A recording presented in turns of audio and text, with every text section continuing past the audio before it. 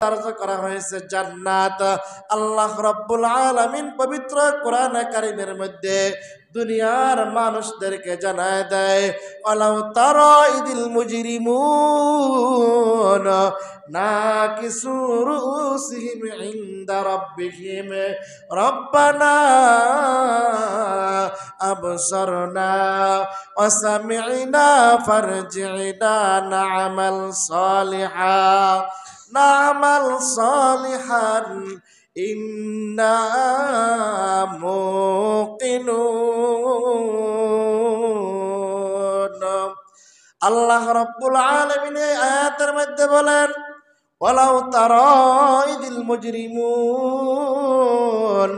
আল্লাহ রাব্বুল আলামিন আদম পয়গম্বরকে দাঁড় করাইবেন, মুহাম্মদ পয়গম্বরকে আল্লাহ রাব্বুল আলামিন দাঁড় করাইবেন।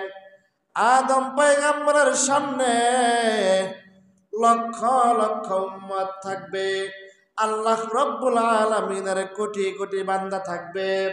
আদম পয়গম্বর দেখা খুশি হইয়া যাবে, মুহাম্মদ পয়গম্বর দেখা খুশি হয়ে যাবে।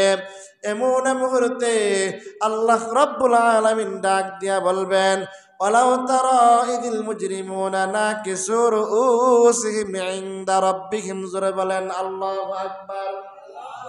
আদম পয়গম্বর খুশি হয়ে যাবে যে আমার এত সন্তান, মুহাম্মদ পয়গম্বর খুশি হয়ে যাবে যে আমার এত উম্মত। তখন আল্লাহ রাব্বুল আলামিন আদম পয়গম্বরকে সামনে রাখিয়া, মুহাম্মদ পয়গম্বরকে সামনে রাখিয়া আল্লাহ রাব্বুল আলামিন বলবেন, তোমরা আমাকে সিজদা করো। জোরে বলেন সুবহানাল্লাহ। তোমরা আমারে কি করো? সিজদা করো। জোরে বলেন, তোমরা আমারে কি করো? সিজদা করো। আর সিজদা করার আগে কি করা লাগে? হ্যাঁ, সিজদা করার আগে কি করা লাগে? সাধারণত রুকু করা লাগে। সিজদায় যাওয়ার পদ্ধতি হলো, আগে আপনি কিয়াম থেকে আপনি রুকু করতে হবে, রুকু করার পরে কি করতে হবে? সিজদা। এটাই তো নিয়ম নাকি? কেউ যদি নামাজের মধ্যে ডাইরেক্ট সিজদা দেয়, সিজদা হইব? হবে না। সিজদা করার নিয়ম হলো, আগে প্রথমে শর্ত হইল রুকু করতে হবে, আর রুকুর শর্ত হইল দাঁড়ানো অবস্থায় আপনার থাকতে হবে। যদি আপনি সিজদা করতে চান, ডাইরেক্ট দাঁড়ানো অবস্থা থেকে আপনি ডাইরেক্ট সিজদা করা কোশ্চিন কালো সম্ভব হবে না। আপনার যদি সহি তরিকায় আপনি সিজদা দিতে চান, এক নাম্বার কি করতে হইব? দাঁড়াইতে হইব। দাঁড়ানোর পরে রুকু করতে হবে, রুকু করার পরে কি করতে হইব? সিজদা। আমার কথা বুঝছেন নি আপনারা? রুকু করতে হবে। তখন আল্লাহ তাআলা তার ডাইরেক্ট এই আয়াতের মধ্যে বলছেন, ওয়ালাউ তারা ইদিল মুজরিমুনা নাকিসু রুউসিহিম ইনদা রাব্বিহিম, তোমরা আমাকে সিজদা করো, তোমরা আমি রবের সিজদা করো, আমি রবের কাছে নত হও, আমি রবের কাছে সিজদা করো। যখন আল্লাহ রাব্বুল আলামিন এই কথাটা ওনাকে বলবেন, এই কথাটা বলার সাথে সাথে মানুষগুলা রবকে সিজদা করার জন্য পাগল পারা হয়ে যাবে। কিন্তু দুঃখের বিষয়, রবকে সিজদা করতে হলে এক নাম্বার শর্ত হইল আগে রুকু করা লাগবে। যখন ওই মানুষ সিজদা করতে যাবে, তখন ওই মানুষটার রুকু করা লাগবে। যখন ওই রুকু করতে যাবে, 100-র মধ্যে 5 জন রুকু সহি শুদ্ধ কইরা করতে পারবে, বাকি 95 জন পিছনে ব্যাগ দিবে। জোরে বলেন নাউজুবিল্লাহ। আমার কথা বুঝছেন?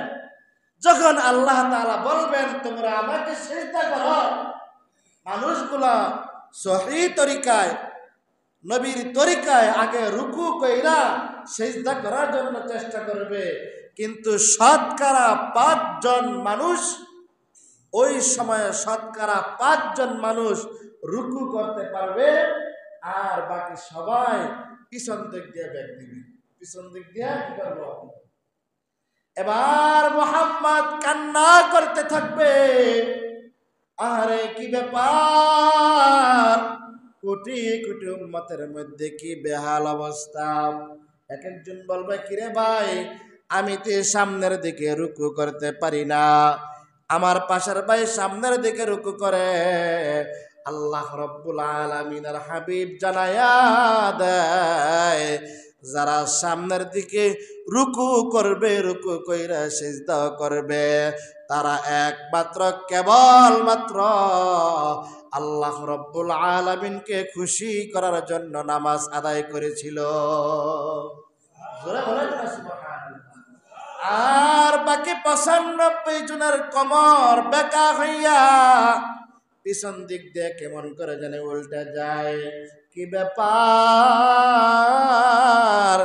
একজন ডাক দিয়া বলবে, আয় আল্লাহ, আমরা তো 5 ওয়াক্ত নামাজ আদায় করেছি, রমজান মাসে রোজা রাখছি, তারাবির নামাজ আদায় করেছি, মাঝে মাঝে নফল নামাজ পড়ছি, মাঝে মাঝে তাহাজ্জুদের নামাজ পড়ছি, আওয়াবিন পড়েছি, ইশরাক পড়েছি, আমাদের অবস্থা এমন কেন? আল্লাহ রাব্বুল আলামিন ডাক দিয়া বলবেন, বান্দা, তুমি 5 ওয়াক্ত নামাজ পড়ছো ঠিক আছে, রমজান মাসে রোজা রাখছো ঠিক আছে, মাঝে মাঝে নফল নামাজ পড়ছো তাও ঠিক আছে, মাঝে মাঝে তাহাজ্জুদের নামাজ পড়ছো তাও ঠিক আছে, তবে তুমি আমার সন্তুষ্টির জন্য নামাজ পড়ো নাই। তুমি তোমার পরিবার পরিজন, আত্মীয় স্বজন, বন্ধু বান্ধব, ভাই বারাদারকে খুশি করার জন্য নামাজ আদায় করেছো। জোরে বলেন নাউজুবিল্লাহ। এই জন্য ভাইরা আমার, আল্লাহকে ডাক দিব একবার আল্লাহকে সন্তুষ্ট করার জন্য, একটা রুকু করব আল্লাহকে সন্তুষ্ট করার জন্য, একটা সিজদা করব আল্লাহ তাআলাকে সন্তুষ্ট করার জন্য। যদি লোক দেখানো ইবাদত, লোক দেখানো সিজদা 500 বছর ইবাদত করি, তারপরেও আমার আপনার কোনো কাজে আসবে না। এই জন্যই তো এই আয়াতের শেষ অংশে ওই সমস্ত মানুষগুলা আল্লাহ তাআলাকে ডাক দিয়া বলবেন, রব্বানা, হে আমাদের রব, আবসরনা, আমরা তো এখন আমাদের স্বচক্ষে দেখলাম, ওয়াসামি'না, কান দিয়া শুনলাম, ফারজি'না, সুতরাং আমাদেরকে এখন দুনিয়ার মধ্যে পাঠাই দেন। আল্লাহ তাআলা বলবেন কি জন্য? বলে নামাল সালিহান ইন্না মুকিনুন, আমরা এখন এখান থেকে দুনিয়ার মধ্যে গিয়া আবার পরিপূর্ণ ঈমানদার হইয়া আবার আপনার সামনে আসবো।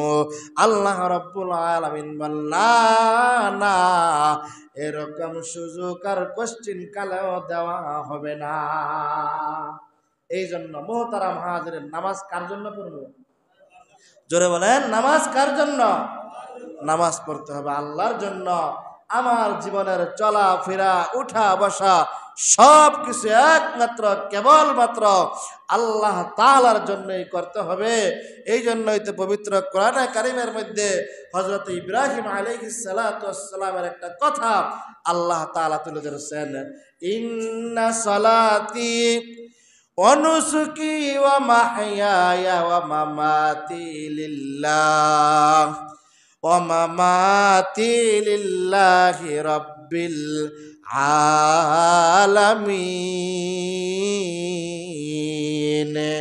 ইব্রাহিম পয়গম্বর ডাক দিয়া বলে, হে দয়ার মালিক আল্লাহ, আমার কুরবানি, আমার হজ, আমার যাকাত, আমার রোজা, আমার জীবনের ব্যবসা বাণিজ্য, আমার উঠা বসা, আমার খাওয়া দাওয়া, আমার ঘুম, আমার চলাফেরা একমাত্র কেবলমাত্র তোমার জন্য। জোরে বলেন সুবহানাল্লাহ। কোরআন থেকে আলোচনা হইতেছে, বুঝাইতে চাইলাম ভাই, এই রমজান মাস একটা বরকতের মাস, নাজাতের মাস, মুক্তির মাস। এই রমজান মাসে যে ব্যক্তি একবার সুবহানাল্লাহ বলবে, আল্লাহ রাব্বুল আলামিন তার আমলনামায় 70 বার সুবহানাল্লাহ বললে যে সওয়াব, সেই সওয়াব দিয়ে দিবে। এই জন্য রমজান মাস, এটা কিসের কারণে রমজানের দাম বাড়লো জানার দরকার আছে না নাই? রমজান মাসের দামটা বাড়লো কি জন্য?